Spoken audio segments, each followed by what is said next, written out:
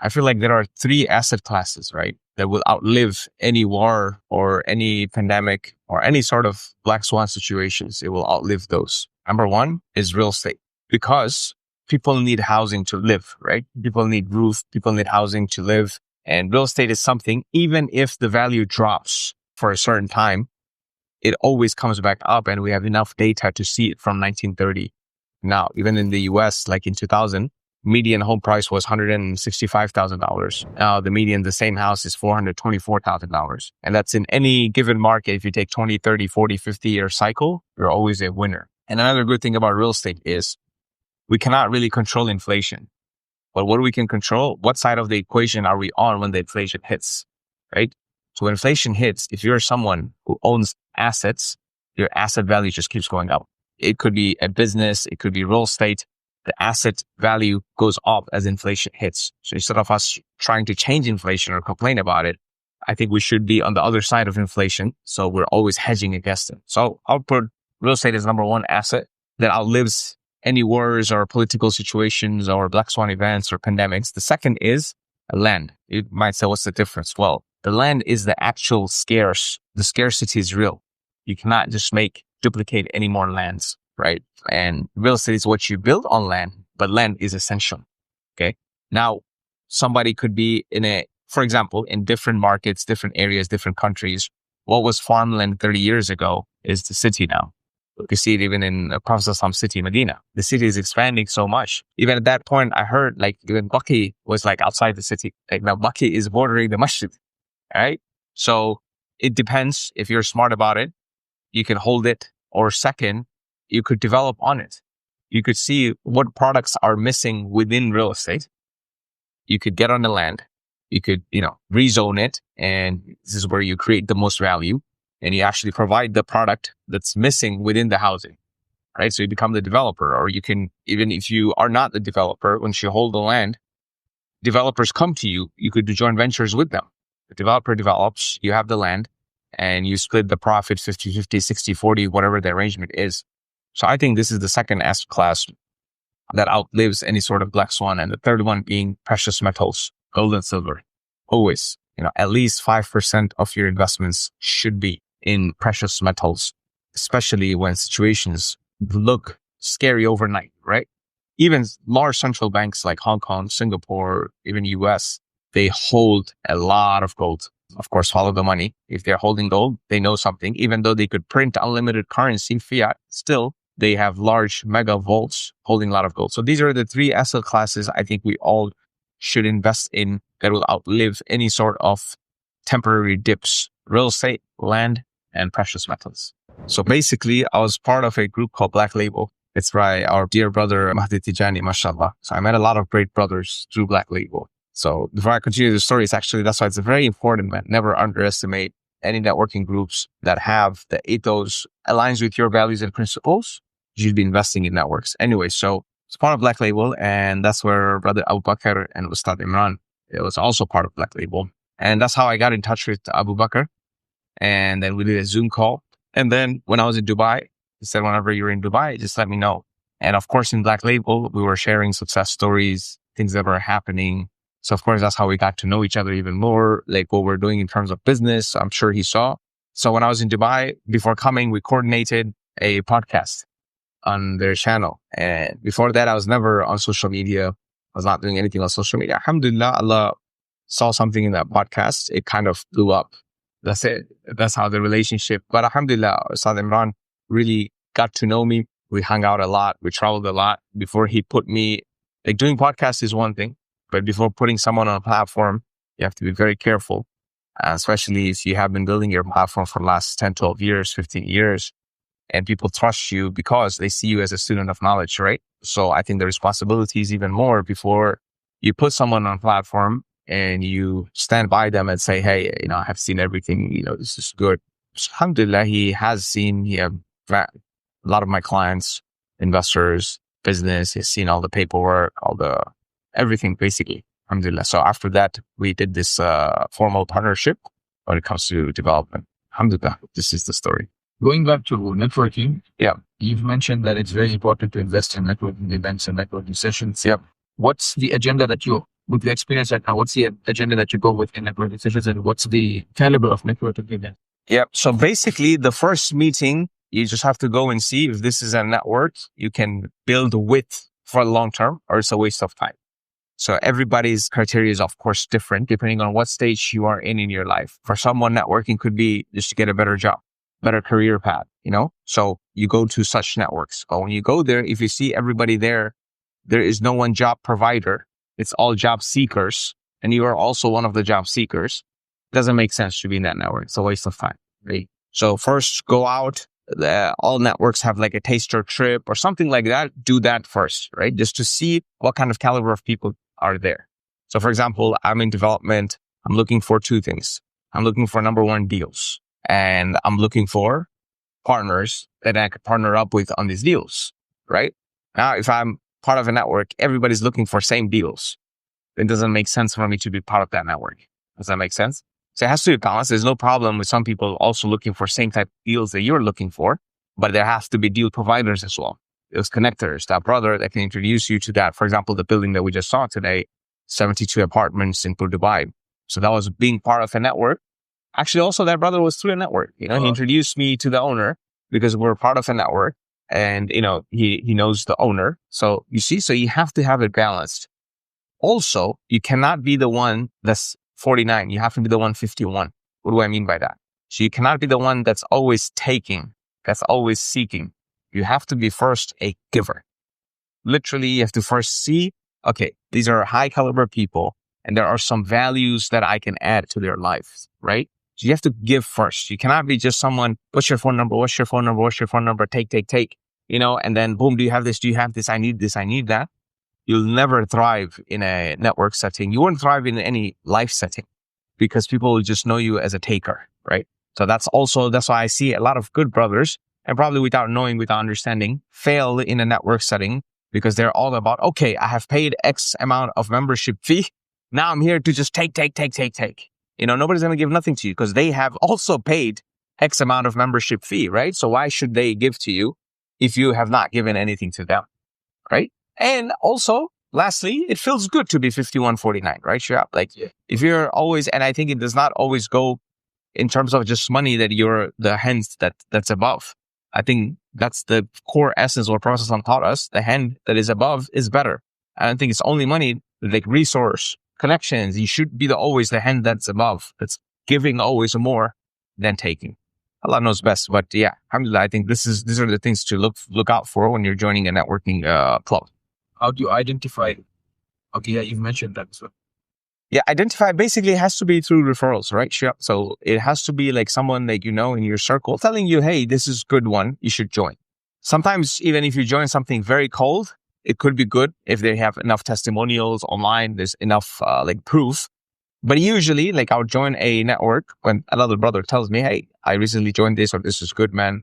This is great. Because I trust his testimony. I'm like, okay, let's do it. Ever since coming to Dubai, have you been consistently a part of networking events? Yes. So for the last 3 months, not so much. Everything, life comes in seasons, right? So for me, now is the season of marinating. I have hunted enough, now is the time to make sure that the food is coming out well. When the hunting season comes again, I'll be out again. So I've been missing out a lot of recent dinners and lunch. And, people who are your true brothers, they'll always know, instead of judging, they'll always know, it's a season. Now it's trying to establish something, set up something, so nobody will get upset. But inshallah, when the time is right, I'll be out again.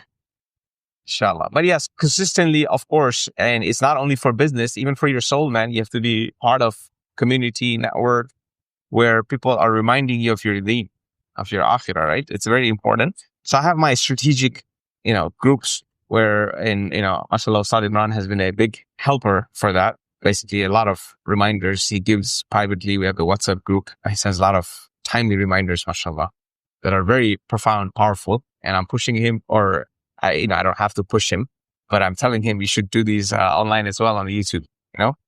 Very powerful ones, very timely reminders. Alhamdulillah. When did you think that was the right time to move, and why? I think the first seed that was planted was by Ustad Abdurrahman. I watched a video of, is hijrah obligatory, right? So we're not going to get onto the discussion of fard, wajib, and things like that. But there's always this one part, one mind block that you don't even know that there is that mind block, right? So I wanted to come back to where I'm from, which is Bangladesh. But I think it's my personal weakness that I feel like the West has spoiled me, that I think I'm not, like I cannot survive in Bangladesh, you know? But inshallah, now I think I can, but I'm getting my kids ready now. But in the meantime, you need a bridge where it's the East meets the West and it's best of both, right? So UAE was the choice. But my problem was, until watching that video, I was thinking, man, my iman will probably go even more down. Because in Michigan, it's a very conservative state. But in Dubai, in my mind, was just, it's all wild here, right? Yeah. But Sheikh said something very interesting. He said, look, if you ask me, because somebody asked him that question, like, isn't it all clubbing, blah, blah, blah. So if you ask me where these clubs are and where these filth are, I have no idea. And I have never seen them with my eyes because I'm not looking for those, right? When you're not looking for those, you don't know where they are. Now I can relate to that statement so much. I also don't know where they are, literally, because I'm not looking for those. I'm not going into those places. The people, the brothers, the network that we have where we're hanging out is always, we're making sure there's a masjid right next to the cafe. In my office, you saw my office, right? Like the literal reason we got that office is because you walk downstairs and there's a beautiful masjid with beautiful recitation. So you live by design, to quote Brother Fawaz, you live by design. So by design, you could have a life where it's all masjid and food you don't have to worry about anyways. It's all halal food everywhere. So bro, I don't know how people even compare living in a Muslim country versus the West. I guess I was one of them. Like when you're in that bubble, you think you're in the best bubble. So you need to just get out, do a taster trip. It doesn't have to be Dubai. Do any Muslim countries that you're comfortable with. There's Turkey, there's Oman, there's Qatar, there's Pakistan, there's Bangladesh. Go anywhere that you're comfortable, but go to a Muslim country and explore, and you'll see there's so many good things happen. So many good things happen. So do you think there's another move coming soon? UAE have to go to the Ultimate for me to live is Medina. Inshallah, I want to live and die in Medina, inshallah. That's the goal I'm working towards. But Bangladesh, we're closely connected now. The first time I came from Bangladesh to the US was 2009. The first time I went back was 2017. There was an 8 years gap. The next time I went back was 2021, another 4 years gap. But now 2021 to 2025, I forgot how many times I went. So many times I went, right? Because there's a clear, we're trying to do so many things in Bangladesh. Not much I can discuss, but we're trying to link that up again. The real estate, even just like this is where I was born, so I have to always keep that heritage. My ultimate goal personally with the family is to live and die in Medina, inshallah. All right. So now we're going to go see another plot of land for development. It's in an area that's primarily not freehold, only GCC.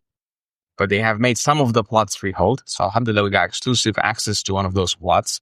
I cannot disclose fully the location, but it's waterfront. It's a prime area, basically. Inshallah, it'll be 40 plus apartments and a retail shop that we're going to develop from ground up. So today I'm going to meet the landowner, who is an Emirati gentleman, and also the construction company. The company has actually brought me the deal. So most likely we'll give him some equity and also the construction project. So let's see how it goes, inshallah. That's what we're going to check out now. So in the whole process, from finding the right plot to buying the land, finding investors to selling, which part do you think out of the all is the most stressful part? Finding the plot. Because I think you don't make money when selling unless you make money when buying, right? So finding the plot, we have to make sure we're understanding everything. We're understanding not only the macro market of Dubai or whichever area, we are also understanding the micro market in that community. How much supply is coming? Are there oversupply issues in the next few years? What's happening there? The price we're locking the land at? Are there enough room for growth? So a lot of things. And also the timing matters a lot, because one market that might be good today might not be great tomorrow. So timing is very important. So all those things, I think finding the right plot, it's a big process and it takes a lot of time. But once that's done, that's where our effort comes in. The rest, I rely heavily on Allah subhanahu wa ta'ala, because alhamdulillah, if this is a good land, this will happen inshallah. So I don't stress too much after that, But what's in our control, which is making sure the land is right, that we're getting our partners involved in. I myself is getting involved with my capital. So once all those things are done, the due diligence is done, the rest is on Allah. If it's good, it's going to happen, inshallah. So you've mentioned what's an opportunity today is not an opportunity. The opportunity doesn't stay the same tomorrow as well. Correct. But let's say you've bought a plot, it starts losing its momentum. Yeah. Its momentum. Yeah. Yep. So what do you do with that? Is that's why I said, brother, you have to really be confident with the price you're buying it at, right? So for example, if the market is in a particular area is selling for 1,200 dirham per square foot, okay? And you get land at 1,100 dirham per square foot with the speculation that, hey, in 2 years, it's going to grow up 40%. Well, that's a very risky deal. Right? But in the same example, let's say it's selling for 1,200, but you're getting for 700, 750 dirham right now, all inclusive with your cost, land and everything. It's a good deal. So you have enough margin. So that's why you have to be making money when buying. It's a very crucial. Billionaires make money when they buy. And then selling becomes, regardless of what happens, inshallah, you'll be fine. Because if after that also market drops, because you got in so low, you don't have to exit. You can ride the wave. And in the future, you're going to be making, a whole lot more money because you got in so low. But this one, alhamdulillah, we have done the math and very excited for this one. It's not as big of a project as Majan, but this area is a lot more prime, a lot more established. So let's see, inshallah, what happens after this meeting. All right, we're here for Zuhr Salah. Right after that, we're going to visit the site, which is actually right across from this masjid, alhamdulillah. The plot is right behind this. Okay, now look at this cul-de-sac, which leads to literally only 3 buildings, and we're going to be one of 3. We might have to blur these names. And I don't want people to know yet. Maybe they're already guessing, man. But it's okay. So, yeah, and look how the masjid access is. Close to library, close to highways, close to everything, mashallah. Now, our only feasibility we need to do, because we were under the impression before coming here that we could see the water. Like it's with water view, which is highly unlikely now because it's not right on the water, which is not a problem at all. You just do your feasibility study again, right? And you base your pricing based on if it's not water view, but it's water access. So now we have to reverse engineer the math one more time and then speak to the landowner. So basically, we were meeting with the landowner, the construction company owner, and the third party could not come here.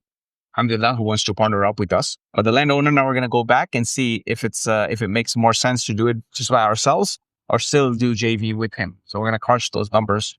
Or we're going to keep you posted. We're always hunting. Like I mentioned many times, if you just become a fisherman, nothing's going to come to you, right? You got to say Bismillah, go out and start hunting, and these opportunities will come, inshallah. Alhamdulillah. How do you build long-term connections with important people? How do you know if someone is important in your career, regardless of their, some people are rich, some people have the money, but you need to know exactly who needs to be in your circle. Yeah. I think, bro, the answer is in your question. You mentioned the keyword long-term. So to build long-term relationship, you have to be a very, very long-term thinker. So for example, the gentleman we met today, all Emiratis except for one, but even that brother was born here for the last 50 years. He's here. So he's like a local. And these are very righteous people, mashallah, as you have seen. In order to build those relationships for a guy who just landed here a year ago, for me, it's nothing new because I have done that in Michigan as well, in America as well. When I was in America, no connections. We built everything from negative, right? I have a whole video on how to network. And the formula is CARE, C-A-R-E. And I'm not going to put it all out here. You have to go and check out the video. But the key is you have to give more than taking. And I completely lay out the formula. How do you give more than taking? It's easy to say. There's a formula. It's CARE. You just have to follow the formula. One of those, I'll give it to you guys. R stands for being resourceful. Okay. So you have to be super resourceful for people.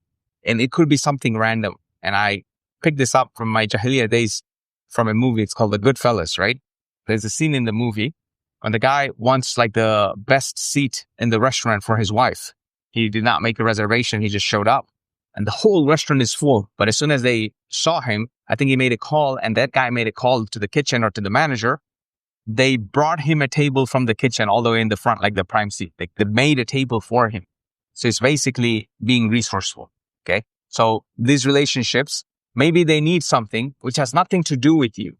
But if you find out if somebody needs something and it's the right thing, it's the Islamic thing to do, go out of your way to help people with the sole intention of helping. Now, if you help and then next day you text, oh, by the way, I need this too. That's it. You just lost it, right? So being resourceful is one of the key elements. And that's what I try to be for people. I don't know of any relationships when it comes to business where I'm 49 and they're 51. It's like, I cannot sleep with that. I have to be 51 in terms of giving resources, giving more. There are people I have given 8, 9, 10 solid connections through those. They're, mashallah, making so much money. I've given this, that.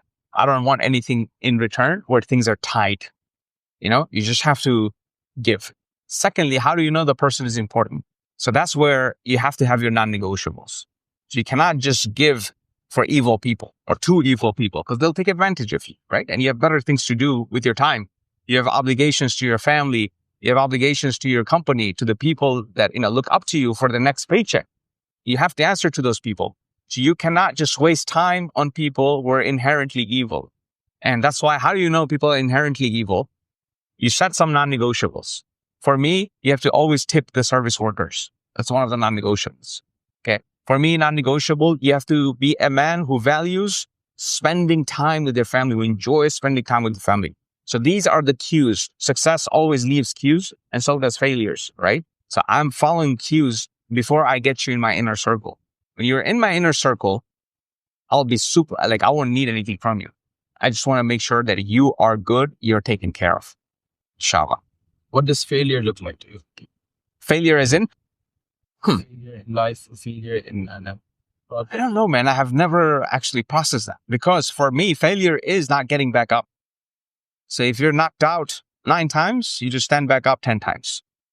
Right? So it never happened so far, alhamdulillah, where I was knocked out 9 times and I only stood back up 8 times. If that was the case, I wouldn't be here right now, right? So I don't know what failure looks like. There's no room for failure. There's no room for failure. There's no option. We don't go in the battle thinking we're going to lose, right? That means getting our heads cut off. So would you go to a battle thinking that you're going to lose? No. We go to a battle thinking we're going to win. We strategize, and execution always trumps strategy. So we're executing. Yes, you have a plan, but always you have to be adaptable, right? Everybody has a plan, like Mike Tyson or Muhammad Ali said, until they get knocked in the face or punched in the face, right? So you have to be in a position where you can adapt, pivot, always studying, always consulting with the right people. Yeah, failure is, inshallah, not an option. See how Allah puts barakah in time, man. Look how much we got done in 1 hour, 15 minutes. We had lunch, then we commuted to masjid, we prayed with the jama'ah, Zuhr, and then we checked out the land, and then we had a meeting. Now we're in the next meeting within 1 hour, 15 minutes, actually. Have you thought about that? Alhamdulillah. Barakah in time, man.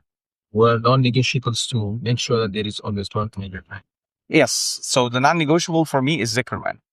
Anytime, anything, any free time, I'm feeling down, I'm feeling lost, whatever the case might be, for me, it comes down to dhikr. Just remembering Allah. When I say dhikr, you don't have to be like, okay, I have to do a ritual or something. You could make it more so like just remembering Allah. And however you want to praise it. However you want to praise it. For me, subhanallah wa bihamdihi really makes me feel good. Right? So this is the praise I always use. And alhamdulillah, automatically there will be barakah. Just, you'll be able to think clearer, starting with that, right? And then time and everything. Alhamdulillah.